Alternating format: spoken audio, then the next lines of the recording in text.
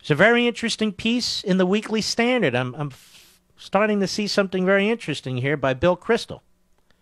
And he says, I'm flattered to be welcomed by Karl Rove, writing in today's Wall Street Journal, to membership in the GOP establishment. Well, I thought they were both in the GOP establishment. But okay. I'm even more pleased by Rove's statement that no group of power brokers can pressure others into uniting behind one candidate. Millions of primary voters and caucus goers will select the GOP's nominee. That's good enough for most of us, unquote. Certainly good enough for me, writes Kristol. But how is a professed deference to millions of primary voters consistent with his statement a couple of paragraphs earlier that South Carolina will be the last chance for several candidates, unquote? I'll tell you how, Bill. Because Karl Rove wants this primary done with. And so he pretends to speak for millions and millions of potential voters, but he doesn't, and he really doesn't give a damn about them. What he wants to do is get this primary over with, get his man nominated, because the power brokers and the establishment do not like these messy battles.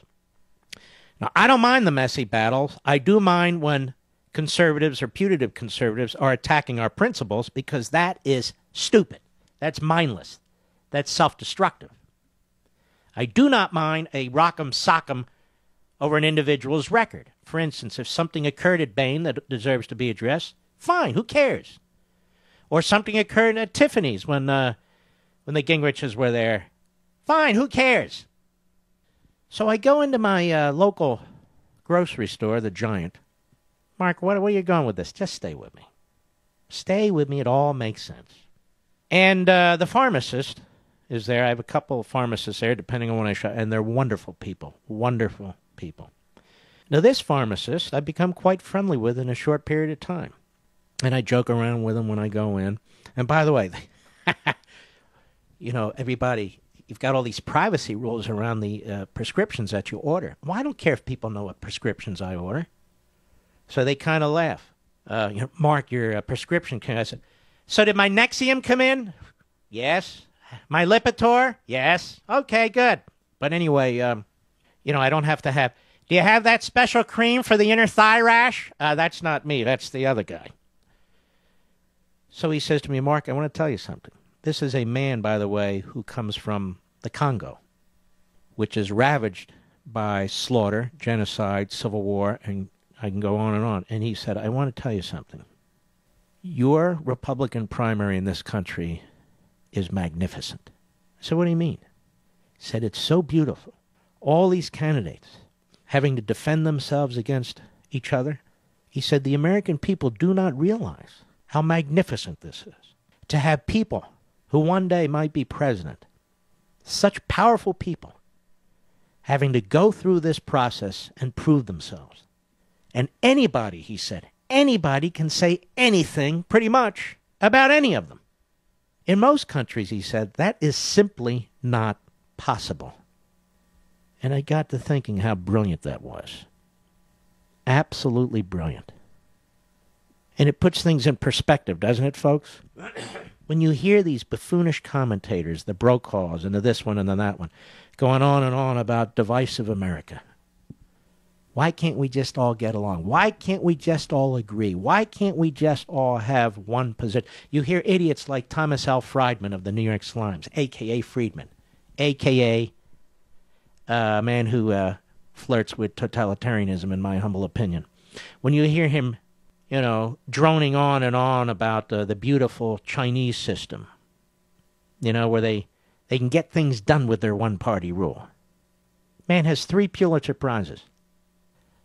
When you hear stuff like that, you have to shake your head. So the messiness of it is the strength of our system. The messiness of it is why Obama objects to all of this. He objects to our system of government, which he seeks to fundamentally transform. He doesn't like the messiness. So what does he do? He sabotages Congress and the Republicans in the House, and then runs around the country talking about how we can't get anything done. What he means by that is he can't rule with an iron fist. He can't impose his will on the American people. And yet you can see his frustration when he tries to do it, right? 4 unconstitutional appointments. He declares as the head of one branch of government that another branch of government is in recess? He can't declare that, and yet he does. Like a two-bit banana republic, third world dictator. And that's what my friend, the pharmacist, his name is Christian, that's what he was explaining. He didn't get into Obama, but the messiness of it. He just said it is the most wonderful thing to observe. Yes, it is. Here's some good news, by the way. Gallup poll, yet again. Political ideology in the U.S. held steady in 2011, with 40% of Americans continuing to describe their views as conservative. 35% is moderate, and 21% is liberal. Now, let me ask you something. Do you find in the media those percentages at work? 40% of the media fairly conservative, 35% moderate, 21% liberal? No, it's all turned on its head. That's why you have people attacking talk radio, trying to destroy the conservative format. And yet it's the only format, in my view, in this genre that can actually attract listeners like you.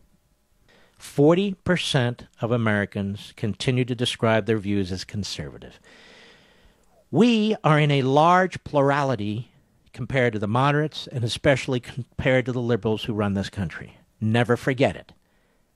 All these attacks on the Tea Party. The Tea Party's in the 40%. It's not a fringe group. The other side is the fringe. We're the big part of America.